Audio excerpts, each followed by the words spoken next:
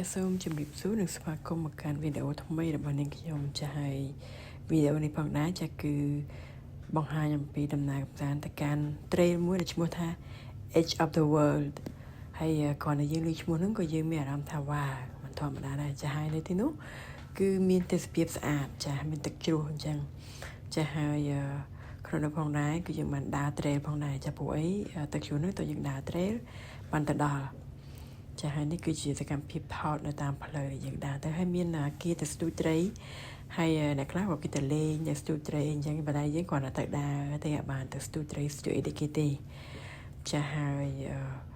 ដល់ពេលដើរបានបន្តិចទៅបានជាងទៅឃើញកន្លែងដែលយើងអាចឆ្លងទៅកណ្ដាលទឹកបានព្រោះមានថ្មនៅកណ្ដាល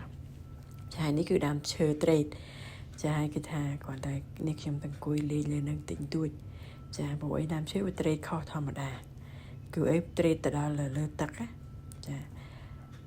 ហើយផ្លូវដើរនេះយើងមិនទៅជាពិបាកទេប៉ុន្តែបើយើងមានកូនក្មេងអញ្ចឹងតើយើងដើររៀងប្រយ័ត្នបន្តិចចាហើយនេះគឺជាទឹកជ្រោះចាហើយនេះផងដែរគឺកូនប្រុសនេះខ្ញុំគាត់យំមិនមែនយំអីគឺយំមកខ្លាចដោយសារគេដើរចោលចាហើយនេះគឺកូនស្រីគឺគាត់ថតនៅលើថ្មនៅកណ្ដាលទឹកនឹងឯងចាពេលហ្នឹងគឺអត់ទាន់ចូលក្នុងទឹកទេចាហើយនេះគឺយើងដើរឆ្លងនៅលើថ្មនោះដើម្បីទៅលេងទឹកជ្រោះនៅកណ្ដាលចាដូចឃើញរូបភាពខាងក្រោយអញ្ចឹង